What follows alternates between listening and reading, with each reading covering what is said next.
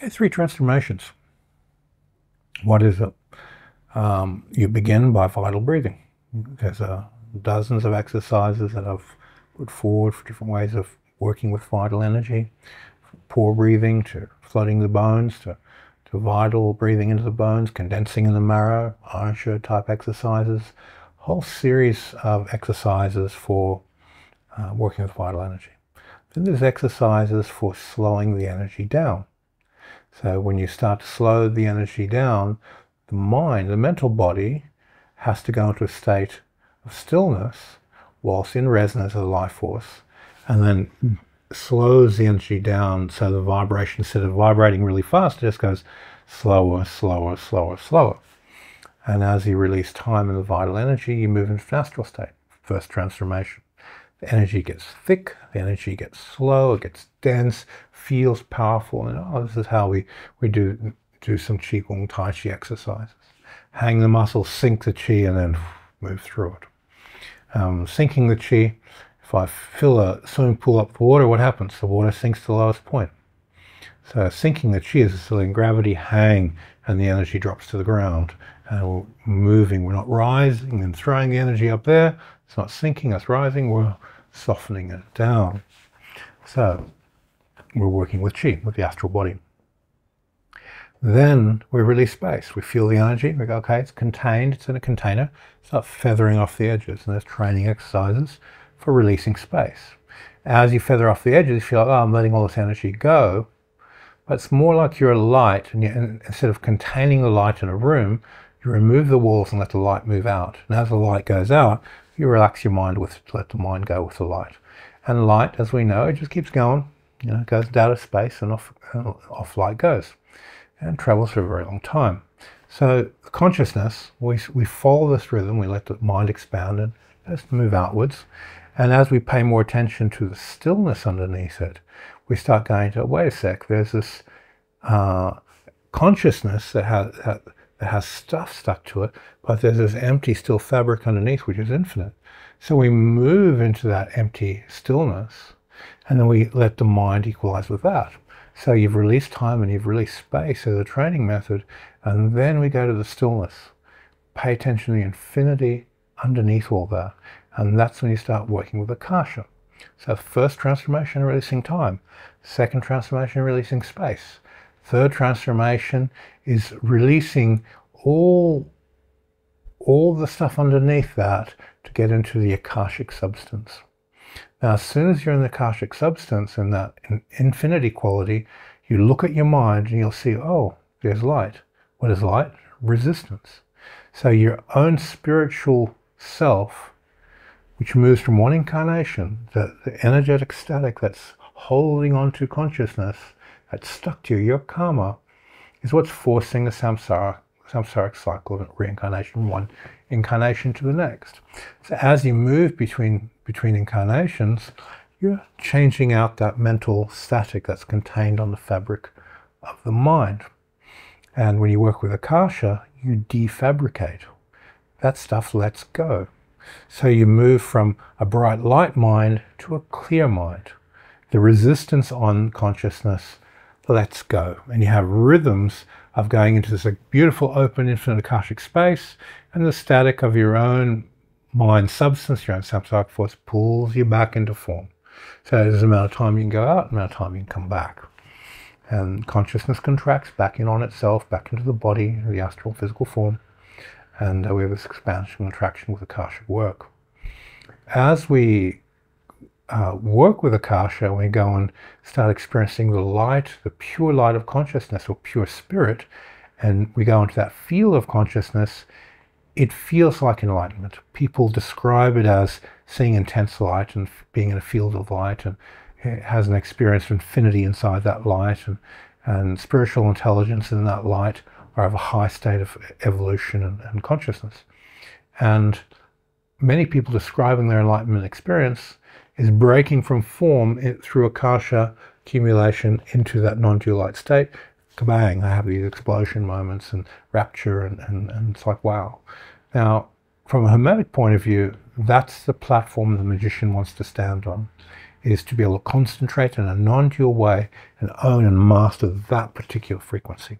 If you're able to do that, you're able to concentrate in such a way that the stillness, the release of time, release of space, and infinity arises, and you can, through that infinity, pay attention to the nature of your own mind, see that your mind is essentially light, and it's what's stuck to the essence of your mind, and release that, then you move up in frequency. And that's the spiritual path, moving from a form dual state to a non-dual state. As you move up into that non-dual state, everything changes. That's because you're working with Akasha. So this is the framework of the three transformations. Once you're having these experiences through Akasha of the non-dual nature of the mind and the spirit, then we can start going, how do we defabricate? And it's through Akasha defabrication is possible. We can start releasing your mental space, releasing your astral attachments, releasing your physical attachments, freeing the mind up. Can you have your cake and eat it too? Well, most arhats in Thailand are smokers. They're chain smokers. Not just, I'll have one a day. It's like they smoke all the time. So the time they can spend in meditation, because of the addictions, pulls into a shorter period, but they're highly focused to access the higher states in that short amount of time. So you can have a certain degree of attachments in the world, as long as the mind can be freed up when it needs to be freed up.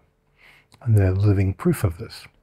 All ascended masters have supernatural, interesting personalities. They have strong expression, strong persona radiation, strong convictions, and those energies go out. So they still have attachments, but in the moments where they're touching that infinity, they don't. And they're released of the body, released of their own attachment to their ideas, released of a physical, astral, and mental body, where their mind moves outside of it through infinity and touching the infinite non-dual states. And but when they come back, it all locks back in again. So releasing one's mental, astral, physical body of attachments makes the top easier to release. So there's a positive and a negative to both.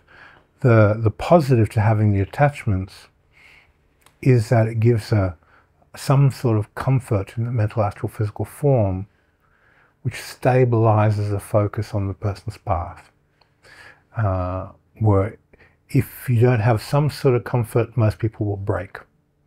So having a comfort of some type, an attachment of some type, and you're releasing everything else, they're able to continue to practice and do those releases. Perfectly attained arhants are very rare. They usually have some sort of hindrances underneath, but they're so small it doesn't seem to hold their mind back. Okay, so this process, when you get to the top of the three transformations, the crown chakra, you're releasing center, crown, akasha opens, light, and you have light bodies. Now each of these light bodies has a field of light upon which it's able to exist. And they're relatively non-dual, but not completely non-dual. Why? Because there's a subtle attaching static to it that allows it to radiate a body. And inside that, information is contained, dharmas are contained, spiritual knowledge and powers are contained. But there's still a type of something there which allows the information to hold, which is a type of mind substance. It's a spiritual substance that's attached in these layers. So are they really non-dual if they contain information? Not completely, because the mind substance, even though the mind is essence or fabric of consciousness, is infinite, it still has information and plan embedded inside of it. So what that is in relation to non-duality, I don't know. It's a thing you can't really answer.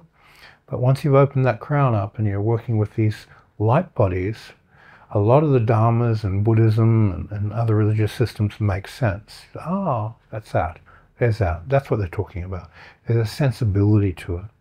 So in the Elastic Force Qigong system, my objective was not only to lay a foundation for internal power development for martial artists, but to have a clear, concise vehicle for how do I move from this vital state to an astral state releasing time?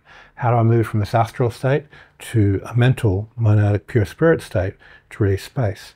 And how do I accumulate this vacuous infinity through the crown to move through the light bodies and work on the light bodies in higher states of consciousness, so that you have, when you die, you have freedom of choice.